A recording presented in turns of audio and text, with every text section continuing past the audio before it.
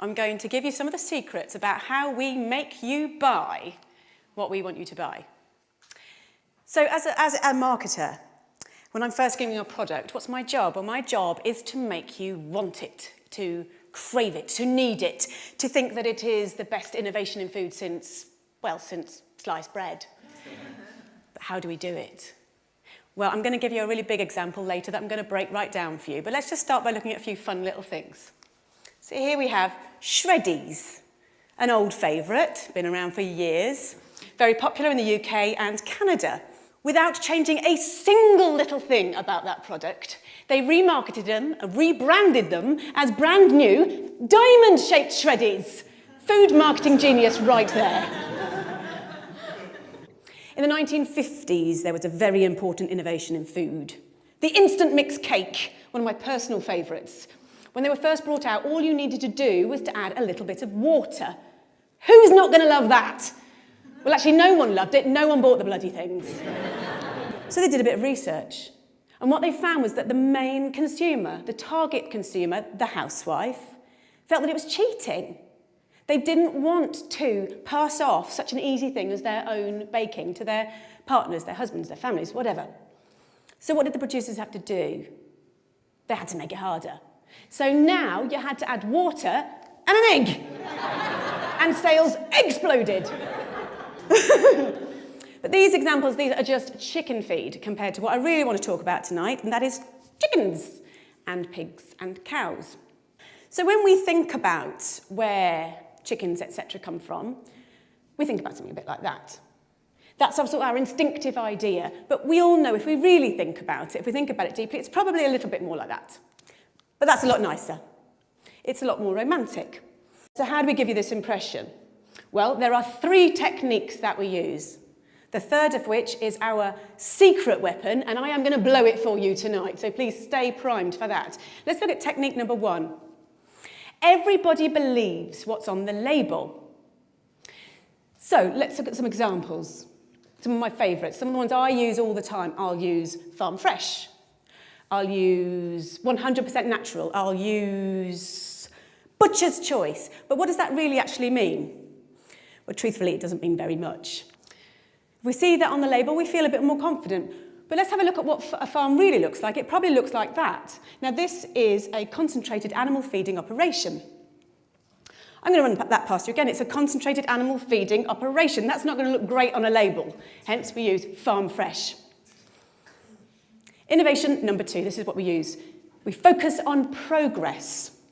Intensive farming was born out of necessity. At the end of the Second World War, resources were extremely tight. Farming had to be by necessity very, very economical. And we've learnt from that, and we've built from that, and we're able to now raise more and more animals in smaller and smaller spaces. So we've got extremely good at it. If we looked at a room of about this size, and this were turned into a chicken barn, it's a 100-seat theatre, how many chickens could we probably fit in this room now? I'm going to say about 4,000. It's pretty impressive, isn't it? It'd probably look a little bit like that. Now, the public aren't going to be massively keen on that idea, and it's my job to make them feel a little bit better about it. So how do I do it? Well, a basic principle of marketing.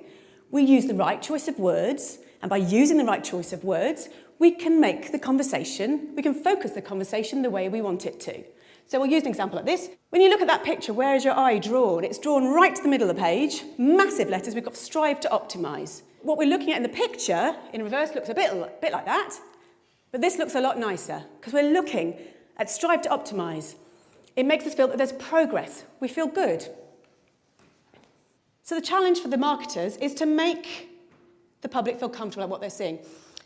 One of the side effects of intensive farming, of having so many animals in such a small space, unfortunately, is obviously disease, because you put so many animals into a small space, they're going to get sick. It is no secret that 50% of all the antibiotics in the world are used on farmed animals. So how do we make the public feel okay with this? How does that happen? My job. How do I do it? I use the language of innovation. So we're going back to our old friends at porkcares.org. And what they do is they say, as farming has become more efficient, veterinarians have incorporated new technologies and methods into practice. This makes us feel good. This is positive. Yeah? This is progress. And when we're then marketing to future consumers, we would perhaps use something like this. This is a colouring book. Pigs and pork. It's absolutely gorgeous.